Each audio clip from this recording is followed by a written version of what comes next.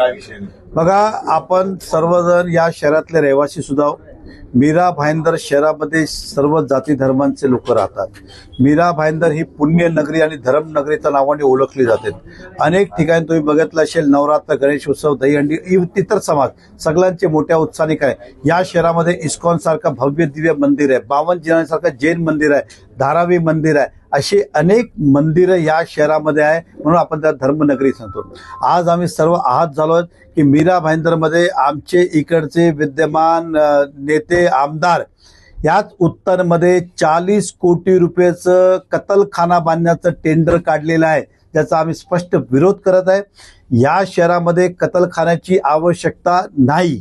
आपण बघितलं तर बोरीवली शहरामध्ये आपल्यापेक्षा जास्त लोकसंख्या तिकडे आहे का नाही आहे, गोरेगावमध्ये लोकसंख्या आहे का नाही आहे, असे अनेक शहर बघा। महाराष्ट्र तरी बघितलं तर एवढे छोट्या महापालिका कतलखाना तुम्हाला एकाच दिसणार नाही, हिंदू असू द्या मुस्लिम असू द्या दिसतं। या शहरामध्ये अशी काय गरज पडली की तुम्ही कतलखान्याचं टेंडर काढलं, ते पण ज्यावेळी इलेक्शन एंडवर आहे, आणि 40 कोटी टेंडरला मात्र 7 दिवसाचा वेळ दिलं। आपण 5 लाखाचा टेंडर काढतो तर 15 दिवसाचा वेळ देतो, 40 कोटीला 6 दिवसाचा वेळ देऊन आपल्याला काय दाखवायचं होतं।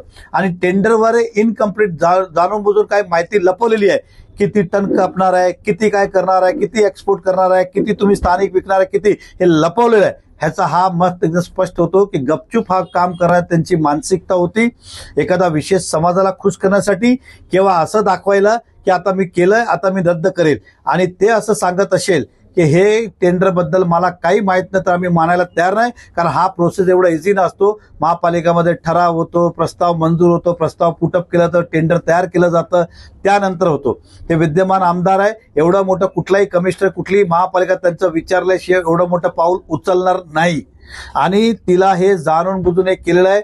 हा समुदाय कधी त्यांना माफ करणार नाही। विशेष ज्या कुलमध्ये त्यांचा जन्म झालाय त्याच्या तरी त्यांनी मान राखलं पाहिजे होतं, असं आमचं मत आहे। याच्या माध्यमातून कोणी असं गैरसमज करू नये की खाण्याला किंवा विकण्याला आमचा विरोध आहे। या शहराला कतलखानाची गरज नाही आहे। कोणी त्याला वेगळा अर्थ लावायचा प्रयत्न, जातीवाद किंवा आम्ही किती विरोधक आहे ते किती सहज दाखवायचा प्रयत्न करून अशी आपल्याला विनंती आहे।